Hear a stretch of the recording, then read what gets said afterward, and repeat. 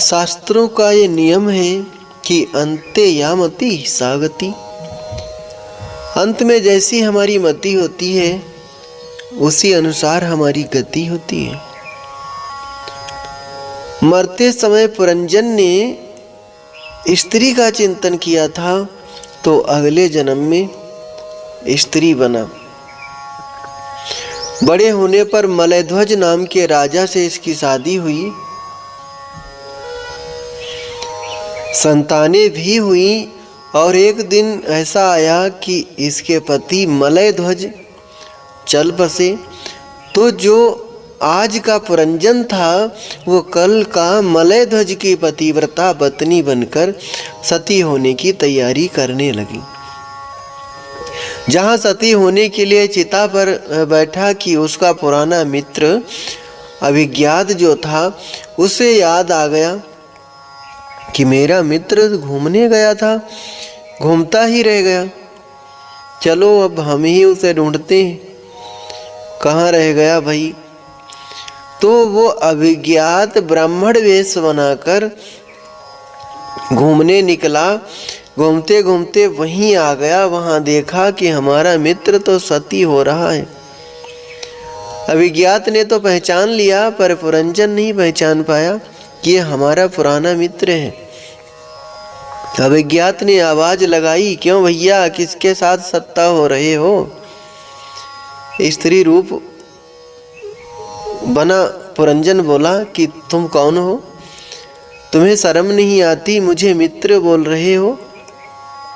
एक पतिव्रता स्त्री पति को गोद में लिए सती होने के लिए बैठी है और उसे तुम मित्र कह रहे हो। अपने पति के अतिरिक्त किसी को भी मैंने मित्र नहीं बनाया, तुम कौन हो? ब्राह्मण बना अभिज्ञात हंसने लगा, वाह भैया, तुम तो पूरे पतिव्रता बने बैठे हो और मुझे बिल्कुल भूल गए।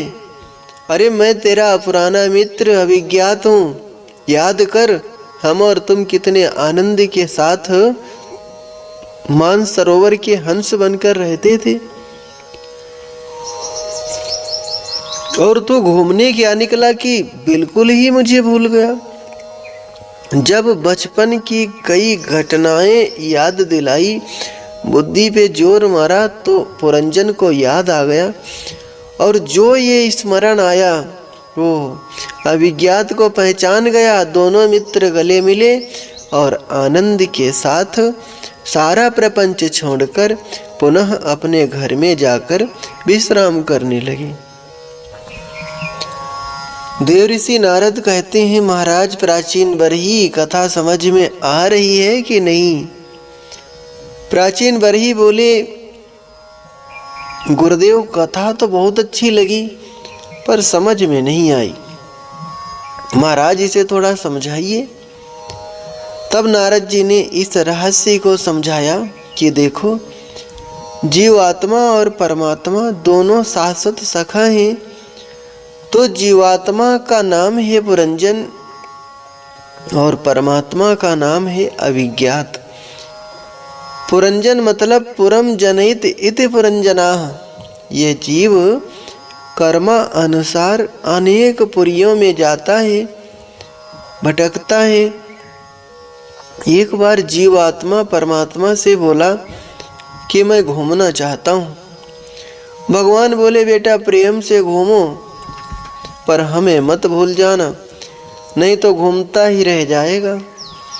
जीव बड़े विश्वास पूर्वक वचन देता है, महाराज आपको कैसे भूल सकता हूँ, आप तो मेरे अभिन्न हृदय हो। भगवान कहते हैं तो जाओ भैया घूमो। हम जीव पुरंजन बने घूम रहे, घूमते घूमते लाखों शहर घूम डाले। ये लाखों शहर हैं, 84 लाख योनियाँ। चींटी बने, मच्छर बने, ये सब छोटे छोटे शहर हैं। हाथी बने, घोड़े बने, ये बड़े बड़े शहर हैं। और ये सब मिलाकर 84 लाख हैं। इन सब शहरों में घूमते घूमते जहाँ 9 दरवाजे की नगरी मिली तो ये शहर सबसे अच्छा लगा। ये 9 दरवाजे की पूरी ही मानव शरीर है। इस शहर को तो देखते ही मन खुश हो गया। बड़े भाग्य मानुष तन पावा, सुर दुर्लभ सब ग्रंथ निगावा। साधन धाम मोक्ष कर द्वारा, पाए न जेहि परलोक समारा। ये सबसे सुंदर शहर है। जैसे ही नगर में प्रवेश किया, सबसे पहले सुंदरी से परिचय हुआ। ये सुंदरी है बुद्धि देवी। इस पूरे शहर में इसी देवी का चलावा चलता है। 5 ज्ञानेंद्रियां, आँख, कान, नाक, जीभ और त्वचा, 5 कर्मेंद्रियां, हाथ, पैर, मुंह, गुदा और लिंग ही इस नगरी के सैनिक हैं। ये 10 इंद्रिय रूपी सैनिकों पर सेनापति है हमारा मन। आपके कान कथा सुन रहे हैं और मन हर की पौड़ी आरती करने चला गया। तो मन यदि आरती कर रहा है तो कथा सुनते रहो, पर पल्ले कुछ नहीं पड़ने वाला। सेनापति के बिना सैनिक काम नहीं करते। सेनापति की उपस्थिति बहुत आवश्यक है, तब सैनिक व्यवस्थित रहते हैं। 5 प्राणवायु, प्राण, अपान, उदान, समान और व्यान ही ये 5 फण वाला रक्षक नाग है। वायु शरीर के भीतर है। आप सो रहे हो या जाग रहे हो, पर श्वास रूपी सर्प तो हमेशा सावधान रहता है। श्वास कभी रुकती थोड़ी है। ये तो शहर की व्यवस्था हुई। पुरंजनी कहते हैं बुद्धि देवी को। पुरंजन है हमारा मन। पुरंजनी जो कहती है हमारा मन वही करता है। जरा देवी है ये वृद्धावस्था। संसार में ऐसा कोई नहीं जो वृद्धा अवस्था को पसंद करता हो। जरा देवी ने चंडवेग को अपना साथी बनाया और पुरंजन के ऊपर आक्रमण किया। चंडवेग है कालचक्र। 360 काले और 360 गोरे, अर्थात 360 दिन और 360 रात इन सभी सैनिकों के साथ जरा देवी यानी वृद्धावस्था हम सभी मानव पर आक्रमण करती है। जिसे ब्रह्म तत्व का बोध हो जाए तो वो भी साक्षात ब्रह्म स्वरूप ही हो जाता है। जो परमात्मा को जान ले वो परमात्मा के ही सदृश ही हो जाता है। तो ऐसा वो सामर्थ्य सद्गुरु हमें जब जगाता है, स्वरूप का बोध कराता है, तब ये प्रपंच हमसे छूट जाता है और तब अपने वास्तविक घर की याद आती है। फिर दुनियादारी का घूमना बंद करके हम अपने घर की राह चल पड़ते हैं। इस प्रकार देवर्षि नारद ने पुरंजनोपाख्यान के माध्यम से जीव का वास्तविक परिचय महाराज प्राचीन बरही को करा दिया। प्राचीन बरही अपने उस स्वरूप को पहचान कर हिंसा मार्ग से निवृत्त हो गए और अंत में परम पद के अधिकारी बन गए। इन्हीं के 10 बेटा प्रचेतागण हुए, जिन्होंने तपस्या करके हरि और हर दोनों को प्रसन्न किया। वृक्षों की कन्या वारची से इन्होंने विवाह किया और दक्ष जैसे प्रतापी पुत्र को जन्म दिया। दक्ष को पद सौंपकर पुनः तपस्या करने चले गए। मार्ग में देवर्षि नारद से भेंट हो गई तो नारद जी से पूछ लिया कि महाराज जी ये बताइए कि भगवान सबसे जल्दी कैसे प्रसन्न होते हैं। तब नारद जी ने 3 सूत्र दिए और कहा कि इन 3 सूत्रों को जीवन में उतार लो, भगवान जल्दी ही प्रसन्न हो जाएंगे। जनार्दनः आस तुष्यति, भगवान बहुत जल्दी प्रसन्न हो जाएंगे जब सर्वभूतेषु दया। पहला सूत्र है जीव मात्र पर दया करना सीखो। दया किसे कहते हैं?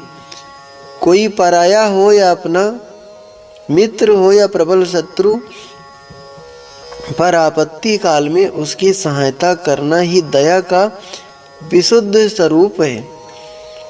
दूसरा सूत्र है संतुष्टया एन केन वा। भगवान ने जो भी दिया है उसमें हृदय से संतुष्ट रहो। तीसरा सूत्र नारद जी ने बताया, हमारे जीवन रथ में जो 10-10 इंद्रिय रूप घोड़े लगे हैं, इनका पूर्ण नियंत्रण हमारे हाथ में होना चाहिए। ऐसा ना हो कि घोड़े स्वच्छंद होकर दौड़ने लग जाए। यदि ये 3 बातें व्यवहार में उतार लीं तो भगवान हमारे ऊपर बहुत शीघ्र प्रसन्न हो जाएंगे। इस तरह से विदुर जी महाराज मैत्रेय मुनि से इस अलौकिक उपदेश को श्रवण करके परमानंद में मगन होकर के चले गए। अब आगे मनु महाराज के तीसरे पुत्र प्रियव्रत की कथा प्रारंभ करते हुए श्री सुखदेव जी कहते हैं कि परीक्षित महाराज, प्रियव्रत बड़े प्रतापी राजा थे। इतने तेजस्वी थे कि एक बार बैठे बैठे सोचा, ये रात क्यों हो जाती है। सारा समय लोग इस अंधेरे में सोकर बर्बाद कर देते हैं, इसलिए रात्रि होने ही नहीं दूंगा।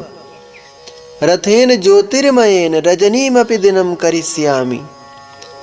इन्होंने ज्योतिर्मय रथ का सृजन किया और पृथ्वी की 7 प्रदक्षिणा करके 7 दिन तक रात्रि होने ही नहीं दी। ब्रह्मा जी घबराए और आकर समझाया, बेटा गड़बड़ मत करो, प्रकृति की कोई भी वस्तु व्यर्थ नहीं है, सबका अपना अपना उपयोग है। रात्रि में जहाँ विषयी पुरुष विश्राम करते हैं, वहीं योगी पुरुष समाधि लगाकर परमात्मा का ध्यान करते हैं। प्रियव्रत को जब ब्रह्मा जी ने समझाया तो उनकी समझ में आया और दुराग्रह त्यागा। फलस्वरूप महाराज प्रियव्रत के द्वारा पृथ्वी के 7 द्वीप और 7 सागरों की संरचना की गई। अंत में प्रियव्रत को वैराग्य हुआ तो अपने एक एक पुत्र को एक एक द्वीप का अधिपति बनाकर विरक्त हो गए। सबसे पहला द्वीप है जम्बू द्वीप, जिसके अधिपति बने महाराज अग्निंद्र। इन्होंने पूर्वजिती अप्सरा से विवाह करके 9 पुत्रों को जन्म दिया और जम्बू द्वीप के 9 खंड करके अपने 9 पुत्रों में बंटवारा कर दिया। सबसे पहला खंड है अजनाभ खंड, जिसके अधिपति बने महाराज नाभि। ये मेरु देवी से विवाह करके जब इनके कोई संतान नहीं हुई तो पुत्रेष्टि यज्ञ किया। यज्ञ से भगवान प्रसन्न हुए और पूछा, बोलो क्या चाहते हो। तो इतने गदगद हो गए कि कुछ मांग ही नहीं पाए। भगवान ने यज्ञ करता ब्राह्मणों से पूछा, भाई आप लोग बताओ ये क्या चाहते हैं। तो संत ब्राह्मणों ने भगवान से कहा कि अब हम क्या बताएं, महाराज जी आप जैसी संतान मांग रहे हैं, पर कहने की हिम्मत नहीं पड़ रही। भगवान हंसकर बोले, ओ आप ब्राह्मणों ने ये वचन देकर यज्ञ किया है, तो संत ब्राह्मणों का वचन निभाने के लिए मैं स्वयं ही बेटा बनने को तैयार हूँ। भगवान स्वयं नाभि पुत्र ऋषभ देव के रूप में प्रकट हुए।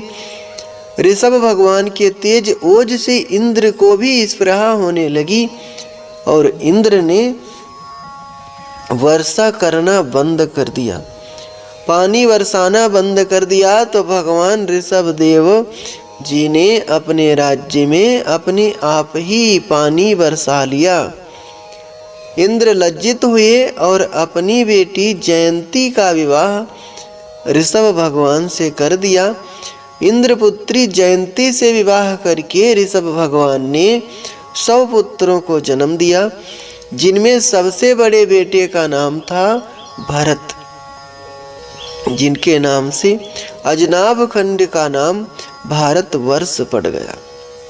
सुखदेव जी कहते हैं, परीक्षित ऋषभ देव जी ने एक दिन सभी बच्चों को अपने पास बुलाया और अपने पास बैठाकर बड़ा सुंदर उपदेश दिया कि पुत्रों, नायम देहु देह भाजाम न लोके कष्टान कामान नरहते विडभुजाम तपो दिव्यम पुत्र का एन सत्वम शुद्ध्यदस्मात् ब्रह्म सौख्यम तनंतम।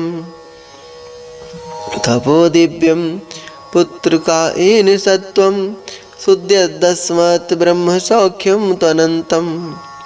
भगवान ऋषभदेव कहते हैं, अरे बच्चों ध्यान से सुनो, जिनकी बुद्धि विषयों तक ही सीमित है वो तो पशु हैं।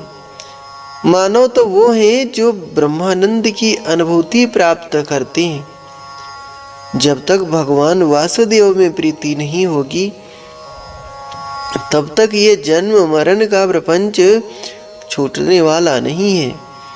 इसलिए जो तुम्हें मृत्यु भय से मुक्ति दिलाने में सहयोग प्रदान करे तथा भगवान की तरफ लेकर के जाए, उसी को संबंधी मानो, चाहे वो कोई भी हो, उसी को अपना समझो। और जो भगवत आराधन में, हमारी साधना भक्ति में बाधक बनता हो तो फिर वो कितना भी हमारा निकटतम हो, उसे बैरी समझना चाहिए। इस प्रकार का दिव्य उपदेश देकर ऋषभ भगवान ने परमहंस व्यक्ति को धारण कर लिया। पागलों की तरह जगत में भ्रमण करने लगे। कभी अपने को पागल सिद्ध कर रहे हैं, कभी मुख में पत्थर लिए घूम रहे हैं, नग्न अवस्था में विचरण कर रहे हैं। अंत में ये मल मूत्र त्याग कर वहीं पर लेट जाते हैं। तब संसारी लोग इनसे घृणा करते हुए दूर दूर रहने लगे। सुखदेव जी कहते हैं, राजन, इनके शरीर में ऐसी दिव्यता आ गई कि इनकी देह में दिव्य सौगंध निकलने लगी। 40 कोस तक का वातावरण सुगंधित रहने लगा। इनमें इतनी दिव्यता आ गई, इतना तेज। 8 सिद्धियां प्रकट होकर प्रार्थना करने लगी, महाराज हमें चरणों की दासी बना लो, हमें भी कुछ सेवा दीजिए। परंतु हृदयेन नाभिनंदित।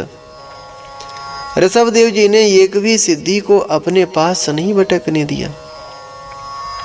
परीक्षित ने प्रश्न किया कि गुरुदेव, सिद्धियों के लिए तो लोग पागल बने घूमते हैं, कुछ लोग तो भूत प्रेतों की ही सिद्धि में लगे रहते हैं, जिंदगी बर्बाद कर देते हैं, पर अणिमा गणिमा आदि सिद्धियां तो बड़ी दुर्लभ होती हैं, फिर उन सिद्धियों को क्यों ठुकरा दिया? सुखदेव जी कहते हैं, राजन, किसी भी महापुरुष को अपने मन पर कभी विश्वास नहीं करना चाहिए। ये मन बड़ा धोखेबाज है। पहले तो मन सिद्धियों को स्वीकार करवाएगा, फिर कहेगा, अरे बेचारा देखो ये व्यक्ति इतना परेशान है, अपनी सिद्धि का प्रयोग करके इसका कल्याण कर दो। ऐसे कह कर तुम्हें नरक में डाल देता है। इसलिए मन पर कभी विश्वास नहीं करना चाहिए। यही शिक्षा देने के लिए ऋषभदेव जी ने सिद्धियों को ठुकरा दिया। सिद्धियां आएंगी तो मन में प्रसिद्धि की कामना भी जागेगी, और जब प्रसिद्धि की कामना से आपने चमत्कार किए तो नमस्कार हुई, जय जयकार हुई, बस तब ही अहंकार घेर लेता है। मान बढ़ाई जब से आई तब से किस्मत फूटी। मान बढ़ाई जब से आई तब से किस्मत फूटी। स्वामी स्वामी बजने लागे लगन राम से छूटी। शिक्षा देने के लिए ही ऋषभदेव जी ने सिद्धियों को ठुकरा दिया। अंत में ऋषभदेव भगवान परम गति को प्राप्त हुए। पर ऋषभ भगवान की इस बाह्य क्रिया का अनुकरण अरहन नाम के राजा ने किया और वहीं से जैन मत का शुभारंभ हुआ। ऋषभ नंदन भरत जी सम्राट बने और उनके 5 पुत्र हुए। बड़े पुत्र सुमति को सत्ता का भार सौंपकर भरत जी पुनः आश्रम शालिग्राम क्षेत्र मुक्तिनाथ नेपाल में भजन करने चले गए। पर एक दिन गंडकी नदी में स्नान करने के बाद भगवान सूर्य नारायण को जल दे रहे थे कि गर्भवती मृगी पानी पीने पहुंची और उसी क्षण किसी सिंह की गर्जना सुनाई पड़ी। तो गर्भवती मृगी ने नदी पार करने के लिए छलांग लगा दी और वहीं पर उसके गर्भ का शिशु पैदा हो गया। मृगी का प्राणांत हो गया। बच्चा पैदा होते ही पानी में गिरा। भरत जी ये दृश्य देखकर सोचने लगे कि मैंने अतिशीघ्र कुछ नहीं किया तो बच्चा भी मर जाएगा। ये सोचकर छलांग मार दी और बच्चे को बचा लिया। घर ले आए, कोमल कोमल घास तोड़ तोड़ कर खिलाई। अब भरत जी का चित्त बच्चे में चिपकने लगा। वही दया धीरे धीरे मोह में बदलती चली गई। कितना प्यारा है। भजन करने के स्थान में कभी बैठते हैं तो मृग शावक चाटने लगता है, सूंघने लगता है। डांट देते हैं तो भोला भाला बनकर सामने बैठ जाता है। तो दया आ जाती है।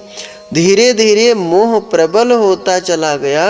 अब एक दिन ऐसा आया कि मृग शावक अपने सजाती मृगों के झुंड के साथ चला गया। अब भरत जी ने चारों तरफ खूब ढूंढा, कहीं नहीं मिला तो उसके प्रेम में इतने पागल हो गए कि सूर्य भगवान से पूछ रहे हैं, चंद्रदेव से पूछ रहे हैं। प्रेम दीवाने भरत जी उसी के प्रेम में शरीर त्याग बैठे और अंत समय में मृग का चिंतन हुआ तो अगले जन्म में मृग योनि प्राप्त हो गई। एक मृगा के संग ते भरत धरी मृग देह। एक मृगा के संग ते भरत धरी मृग देह। और तुलसी उनकी कौन गति जो घर घर करत सने। एक मृग के संग की वजह से भरत को मृग शरीर मिला, परंतु कोई भी किया हुआ शुभ कर्म कभी व्यर्थ नहीं जाता। तप का फल था कि मृग योनि में भी पूर्व जन्म की स्मृति बनी रही, जिसके कारण मृग शरीर भी सने सने प्रारब्ध भोग समझकर अंत में त्याग दिया। कालांतर में तीसरा जन्म एक अंगिरा गोत्रीय ब्राह्मण परिवार में हो गया। 9 भाई थे। सब पढ़ लिख कर वेद पाठी विद्वान बन गए, पर पिताजी इन्हें पढ़ा पढ़ा कर परेशान हो गए। वेद मंत्र याद करना तो दूर रहा, कभी गायत्री मंत्र याद करके नहीं सुनाया। पिताजी ने इनका नाम रख दिया जड़ भरत। जड़ अर्थात मूर्ख। अद्भुत ज्ञान होने के बाद भी पागलों जैसा व्यवहार जानबूझ कर करते हैं। नाम ही पड़ गया जड़ भरत। अब विवाह कौन करता? भाई पागल की तो कोई शादी नहीं करेगा। अब माता पिता जब पधार गए तो भाई लोग तो पागल समझकर कुछ नहीं बोले, लेकिन भाभियों को बड़ी जलन होने लगी। तो भाइयों ने ये समझकर कि ये तो बिल्कुल पागल है, तो इनकी कुटियां खेतों पर बना दी, वहीं बेचारे रहने लगे। अच्छा, भरत जी को लगा कि भगवान की बड़ी कृपा हुई जो प्रपंच से दूर कर दिया और यहाँ पर शरीर यात्रा के लिए भोजन तो मिल ही जाता है। एक दिन एक डकैतों के सरदार ने भद्रकाली माँ से कहा कि हे मातेश्वरी, मुझे एक बेटा दे दो तो मैं तुझे नरबलि चढ़ाऊंगा। अब भगवान की कृपा उसके बेटा हो गया। सरदार खुश होकर बोला कि जाओ किसी को भी पकड़ के ले आओ। तो डकैतों को और तो कोई नहीं मिला, खेतों पे पड़े हुए जड़ भरत जी मिल गए तो पकड़ कर ले गए। अच्छा, इन्होंने भी कोई विरोध नहीं किया, उन्हीं के साथ चल पड़े। डकैत लोग भद्रकाली के मंदिर में गए पहले तो खूब बढ़िया स्नान कराया, बढ़िया बढ़िया वस्त्र धारण कराए, विविध प्रकार का भोजन कराया। मंदिर में ले जाकर बोले कि बाबा दंडवत करो, और जो दंडवत करने लगे तभी डकैत ने तलवार निकाली। जड़ भरत जी बोले भैया ये क्यों दिखा रहे हो? सरदार बोला कि मालपुआ मुक्त के नहीं थे, अभी तक जैसे वो सब आनंद से स्वीकार किया, अब इसे भी स्वीकार करो। जड़ भरत जी बोले हे भगवान, ये दुनिया तो बड़ी विचित्र है, चलो जैसी भगवत इच्छा। जड़ भरत जी ब्रह्मज्ञानी है, और जो सच्चे ब्रह्मज्ञानी होते हैं उनके लिए ये शरीर तो एक पंचायती धर्मशाला ही है। जीवन मुक्तों का शरीर तो प्रारब्धानुसार चलता है। वो तो भद्रकाली के चरणों में सिर झुकाकर बैठ गए, कोई भय नहीं, कोई आतंक नहीं। भद्रकाली ने देखा, ओह ब्रह्मज्ञानी चरणों में सिर झुकाए बैठा है, और ये अज्ञानी लोग इस ब्रह्मज्ञानी का बलिदान करने जा रहे हैं। सरदार ने जो तलवार का प्रहार करना चाहा कि सासो चचाट सैव देवी भद्रकाली। भद्रकाली प्रकट हो गई, तलवार को छीन लिया और जितने डकैत खड़े थे सबकी गर्दन को काट दिया। जड़ भरत जी ने जब दृष्टि उठाकर देखा तो मंदिर का सारा दृश्य बदल गया। समझ गए कि मातेश्वरी ने हमें काल के गाल से निकाल लिया। अब स्वतंत्रता से विचरण करने लगे, घर लौट कर नहीं गए। पर एक दिन सिंधु सौवीर देश का राजा रहुगण सत्संग के लिए पालकी में बैठकर पुनः आश्रम की तरफ जा रहा था। अचानक उसका ये कहार बीमार हो गया। तो कहारों ने निवेदन किया कि सरकार, एक साथी अचानक बीमार पड़ गया, अब क्या करें? राजा ने कहा कि जो मिल जाए उसे पकड़ कर ले आओ। तो और तो कोई मिला नहीं, सामने से जड़ भरत जी आ रहे थे। जड़ भरत जी को देखकर कहारों ने समझा कि मोटा ताजा व्यक्ति है, बढ़िया भार ढोएगा, इसी को पकड़ो। ए बाबा इधर आओ, सिंधु सौवीर देश के राजा विराजमान है, महाराज की पालकी में लग जाओ। ठीक है भैया, धर दो कंधे पे। सो बीमार को हटाकर महाराज को लगा दिया। अब कहारों की चलने की गति तो बड़ी तीव्र होती है, और जड़ भरत जी तो जीवन में पहली बार पालकी में लगे। वो तो अपनी मस्ती में चल रहे थे। महापुरुष तो नीचे दृष्टि डाल कर चलते हैं ताकि कोई चींटा चींटी ना मरने पाए। अब कहार खूब जल्दी चलने का प्रयास करते हैं, पर ये तो जैसे चलना है वैसे ही चल रहे हैं। अचानक पैर के नीचे एक चींटा दिख गया तो उसे बचाने के लिए छलांग और लगा दी। अब पालकी में लगा व्यक्ति छलांग मारेगा तो पालकी का क्या हाल होगा?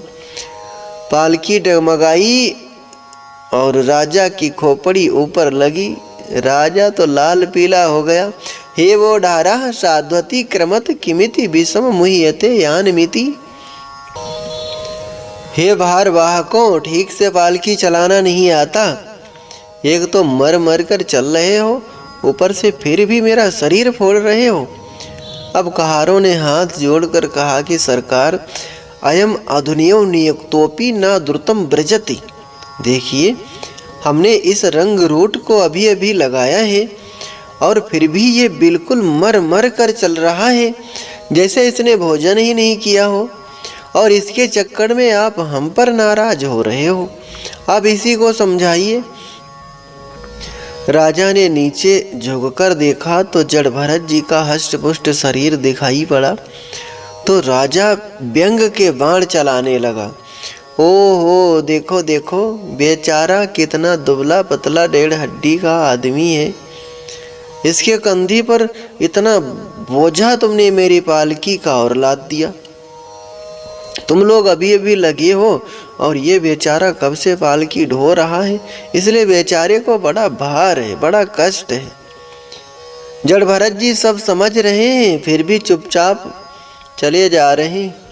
फिर कोई चींटा चींटी नजर आई तो फिर छलांग लगाई। अब तो राजा का क्रोध ज्यादा ही बढ़ गया। प्रमत्तस्य चते करोमि चिकित्स्याम दंडपाणिरिव। हे मतवाले, तू जानबूझकर नाटक इसलिए कर रहा है ताकि मैं तुझे भार मुक्त कर दूं। मैं तुम जैसे को अच्छी तरह जानता हूँ, वो दंड दूंगा कि जिंदगी भर याद रखेगा। जैसे यमराज पापियों को शुद्ध करते हैं, वैसे ही तुझे सही करूंगा। मुझे यमराज का दूसरा भाई समझना। अब जड़ भरत जी ने सोचा कि यदि अब मैं नहीं बोला तो ये ऐसे ही बोलता रहेगा। बोलने से मुझ पर कोई फर्क नहीं, मुझे कोई फर्क नहीं पड़ने वाला, परंतु मेरा अपमान करने की वजह से ये नरक में जरूर गिरेगा। तो आज जीवन में पहली बार बोले और ऐसा बोले कि कल्याण ही कर दिया। तयोदितं व्यक्तं विप्रलब्धं भर्तुः समे स्वाद्यद् वीरभाराः। तयोदितं व्यक्तं विप्रलब्धं भर्तुः समे स्वाद्यद् वीरभाराः। गन्तुर्यदि स्यादधिगं मध्वा विवेतिरासो न विदाम प्रवादाः। अरे राजन, तुम किसे दंड देने की बात कर रहे हो? तुम मुझे क्या दंड दोगे? क्योंकि ना तो मैं पतला हूँ, ना मैं मोटा हूँ, ना मैं पैदा होता हूँ, ना मरता हूँ। ये मोटा होना, पतला होना, पैदा होना और मरना, ये सब देह के धर्म हैं।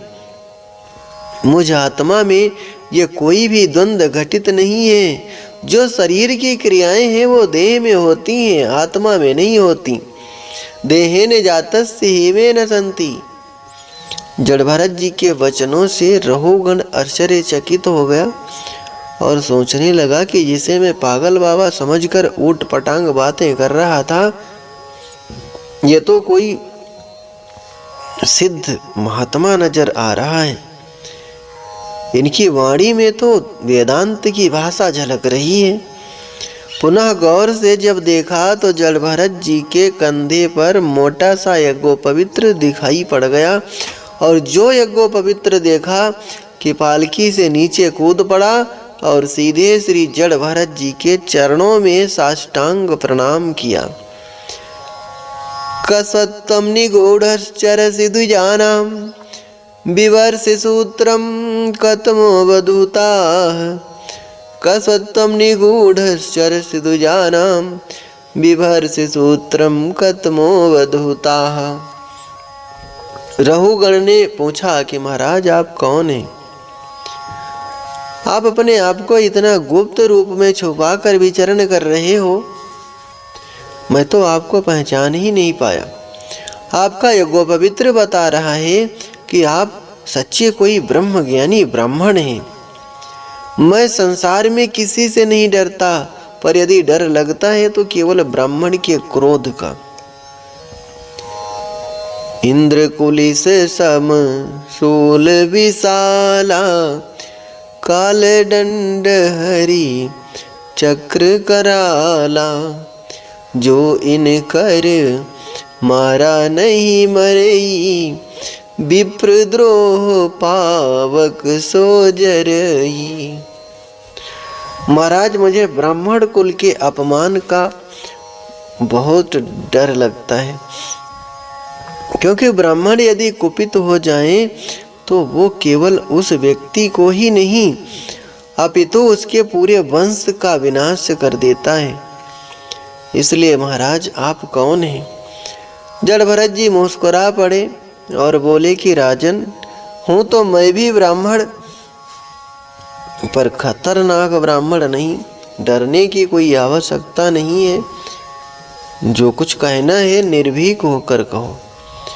रहुगण ने कहा कि महाराज, बस मेरे मन में आपके वचनों के प्रति एक जिज्ञासा है। आपने अभी अभी कहा कि न मैं मोटा होता हूँ, न पतला होता हूँ, न छोटा हूँ, न बड़ा हूँ, न मरता हूँ न जन्म लेता हूँ, ये सब ठीक है, पर आपने कहा कि मुझे सुख दुख आदि द्वंद्व प्रभावित नहीं करते। ये बात कुछ समझ में नहीं आई। देखे महाराज, किसी ने चूल्हा जलाकर उस पर बटलोई रखी, बटलोई में पानी भरकर चावल डाल दिए तो अग्नि का ताप बटलोई को गर्म करेगा, फिर बटलोई का ताप पानी को गर्म करेगा और फिर पानी का ताप चावल को भात बना देगा। इसी प्रकार शरीर में पीड़ा होगी तो इंद्रियों को कष्ट होगा, इंद्रियों को कष्ट होगा तो मन को भी कष्ट होगा, मन को कष्ट होगा तो शरीर में स्थित क्या आत्मा को कष्ट नहीं होगा। फिर आपने ये कैसे कह दिया कि मुझ आत्मा को कोई सुख दुख प्रभावित नहीं करते।